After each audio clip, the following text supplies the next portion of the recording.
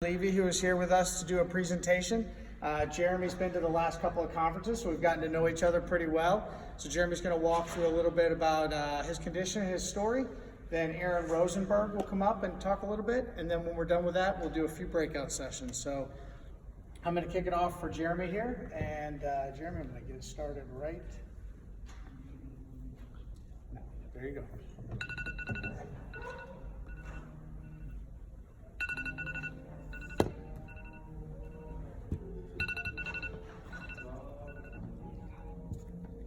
Hello, my name is Jeremy Levy, and I am 31 years old. I was born and raised in Colorado. I was born with bilateral anophthalmia. From things my parents have told me and from watching family videos,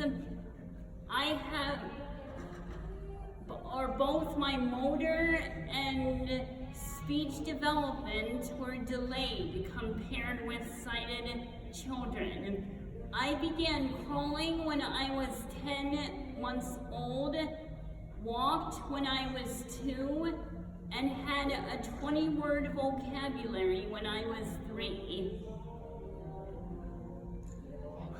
Through the years, I always had the most interesting toys. As an infant, all of my toys were either very textured and tactile, or they made noises when I moved them in a particular way.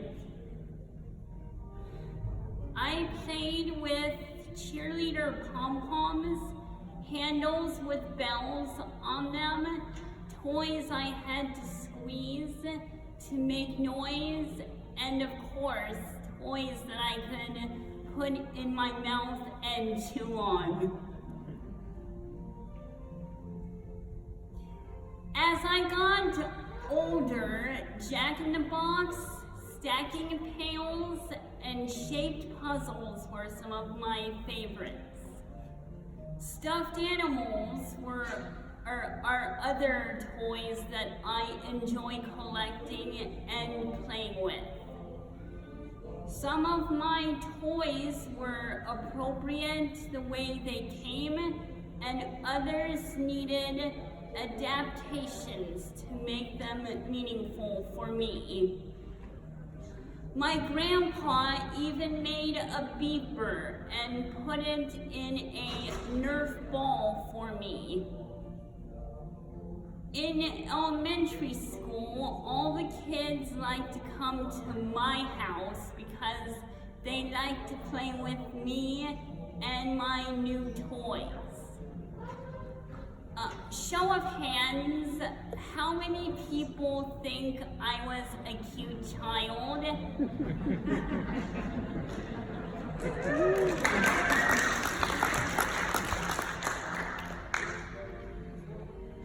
I think it was unanimous. At least that's what I'm going to tell myself.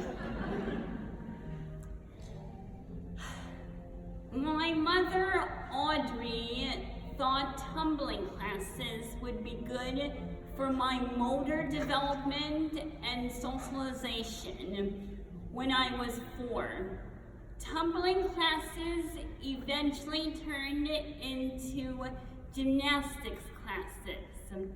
Quite often, I didn't get enough out of classes, so private lessons worked better for me. My adaptive PE teacher got me involved in snow skiing when I was 6 years old with the National Sports Center for the Disabled in Winter Park, Colorado. I still enjoy going to Winter Park to ski. Skiing untethered gives me a feeling of being free.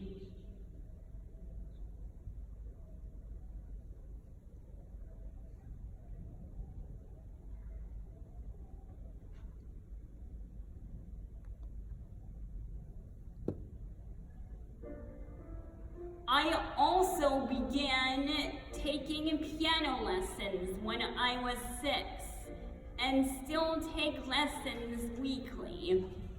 I pay for residents at a long-term care facility 1 day a week. I have always been afraid of animals.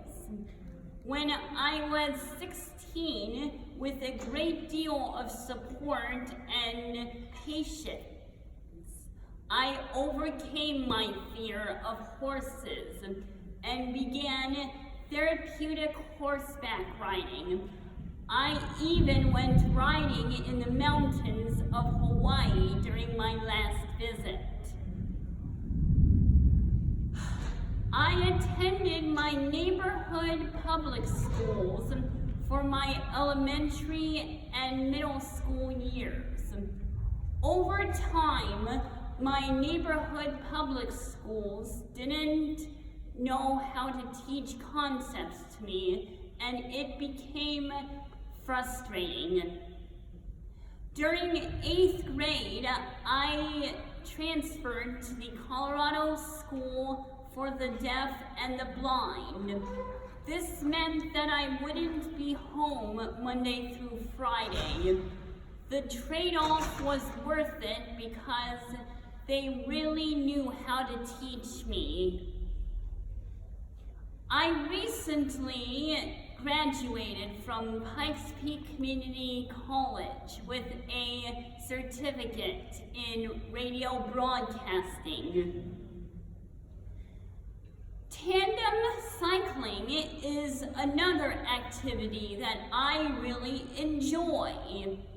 It feels great to be outside and moving, and it gives me the opportunity to socialize as well. I have become involved with Special Olympics recently, and I participate in swimming, golf, bowling, track, and most recently, powerlifting. I am also a member of a Toastmasters group, which helps me become a better public speaker. I would love to be a mentor to others one day. Maybe someday I can be a referee.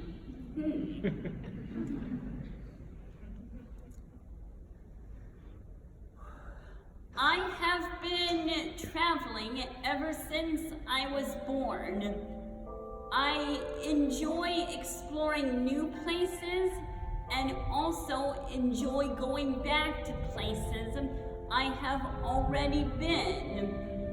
New places are exciting. There are new sounds and smells.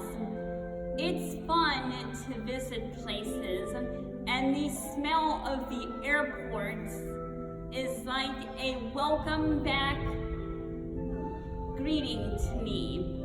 I enjoy getting to know the people who live where we visit and listen to their accents. Each place we visit has its own pace and vibe. And most exciting for me, each place has different radio stations to listen to.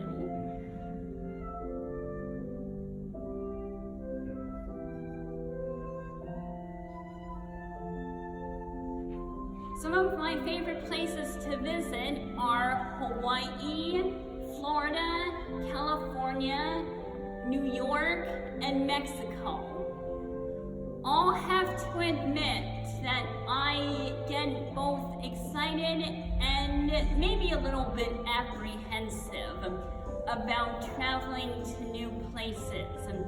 What will the food be like? Will it smell okay? Will they have good talk radio?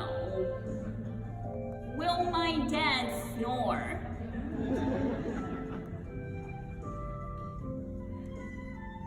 The SOX2 gene mutation wasn't identified until 2003.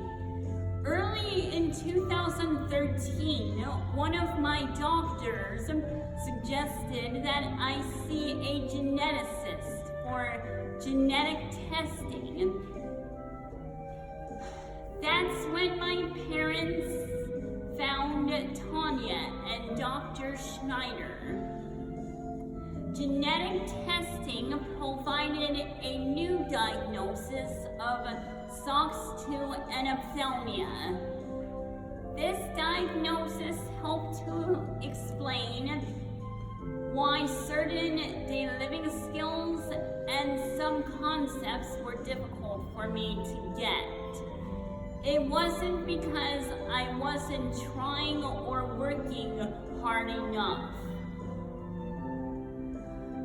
One of the best things that came from meeting Dr. Schneider in 2013 was her introducing me to my friend Lucas, who has SOX2 anophthalmia as well. I would like to thank Dr. Schneider for giving me Lucas's email address so we could connect. Lucas lives in South Carolina. He and I are so similar that people think he and I are twins. Lucas and I have gone to camp together in Sonoma, California. We have visited each other numerous times. In between visits, we email and talk on the phone regularly. This past winter, Lucas came to Hawaii with my family. That was the best vacation ever. We introduced Lucas to one of my favorite things to do in Hawaii, surfing with Access Surf. We also went fishing, hiked, swam, went horseback riding, and just hung out as best of buddies. Lucas and I have a wonderful time together, and I have helped show him that we can both accomplish our goals and dreams.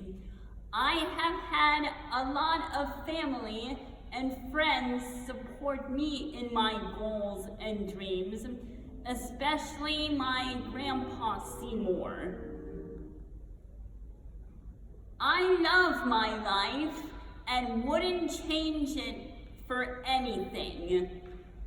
I have left cards on the table with my contact information on them, on the table. Please feel free to also contact my dad, Ira, or my mom, Audrey, as well. If there are any questions, I will take them now.